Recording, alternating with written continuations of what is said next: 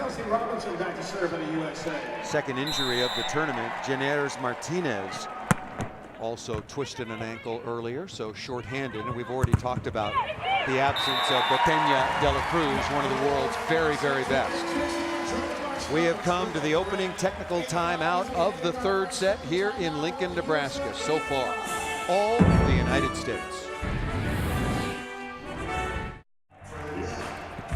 Third set, the United States on top, 8-5. They win this third set, and they are officially in the field of the Rio Olympic Games.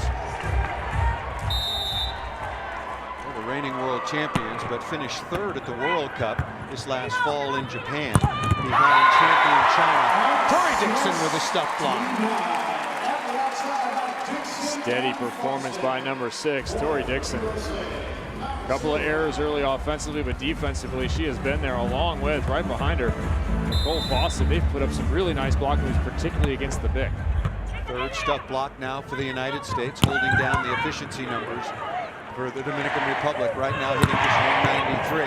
And Fawcett again off the top of the block and down. If you're going to play opposite, you have to be able to make this inside-out move, a ball that comes from off the net towards the net behind you as a right-hander.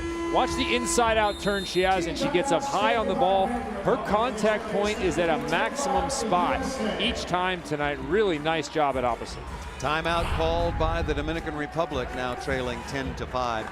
Mentioned China winning the World Cup. Serbia finished second. The top 2 teams in that competition advanced into the Olympic field. Russia qualified earlier today with their winning of the European equivalent of this tournament. And still to be determined a number of sites. Brazil is in as the host, so Argentina will most likely qualify at their Olympic championship, and then there are 4 teams to be determined later on at tournaments in Japan. Yeah, there'll be an advancement for Dominican Republic, and also Puerto Rico moving on with their defeat of Canada. They will have another shot at it. There are actually 2 tournaments upcoming. The Asian qualifying tournament will be held concurrently and in combination with another at-large tournament that will have 4 spots available.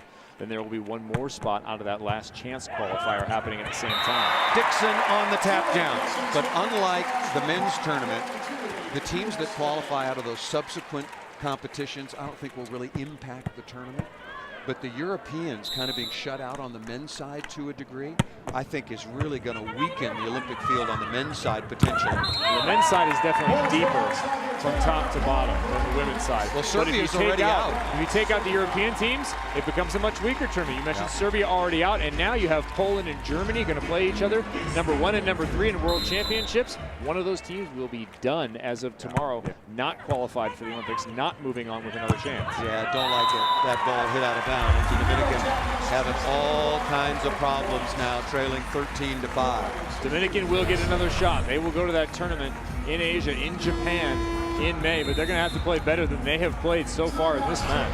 And another key for the Dominican Republic, they will have one Botella de la Cruz back from shoulder surgery, and she will make a world of difference.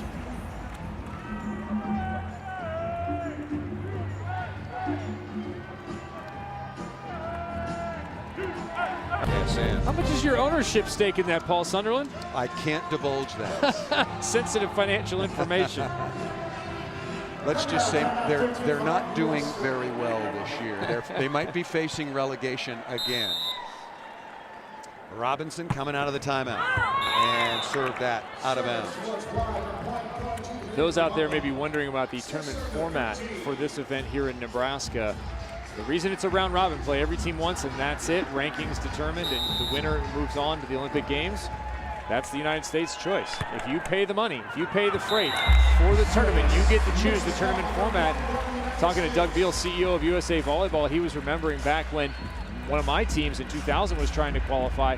We lost to Canada in the round robin, only to come back and beat Canada in the final in a 4-team tournament. Doug said you never want to play a team twice in this smaller tournament. That was one of the reasons they chose to go with the round robin format. Good swing off the top of the block. No, that ball ruled out of bounds.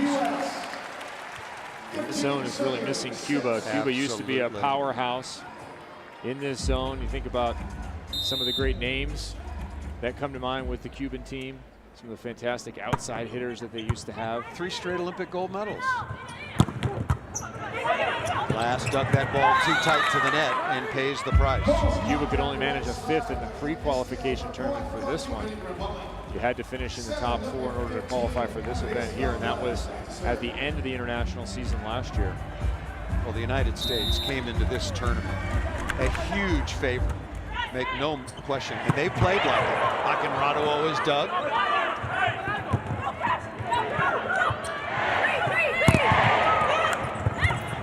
Larson high up into the block, and the Dominican Republic very late recognizing the situation. We'll head to the sideline. Second technical timeout of the 3rd set. Jordan Larson and the United States leading easily 16-7. Back inside Pinnacle Bank Arena, a crowd of 10,213 has seen the United States, currently ranked #1 in the world, absolutely dominate the Dominican Republic. 25-19, 25-19, 16-7, out hitting the Dominican, Kevin, 372 to 157. Here's the number I'm watching. 333 in transition for the Americans. Dominican Republic 0-2-6. And the United States has been superb at the defensive end. Double sub on Thompson along with Carstolo. And that ball ripped off of Felipe Akinrado's noggin and out of bounds. Not in the eye region. That was more of a headband shot. Good to know. Good for her, too. Getting hit in the face is no fun.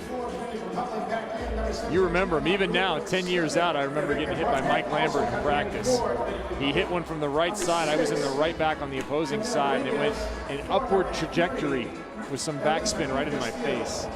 Backup setter Camille Dominguez. Did it leave a mark? I think I was concussed. Didn't have that back then, though. Combination play, low, nice dig by the Dominican Republic. And a lift. A little bit of an awkward set. Castillo was there, but Akinrado contorting to get that ball to the floor. Number 16 in blue. We had waffles earlier, but no pancakes here, so a food fight not about to break out.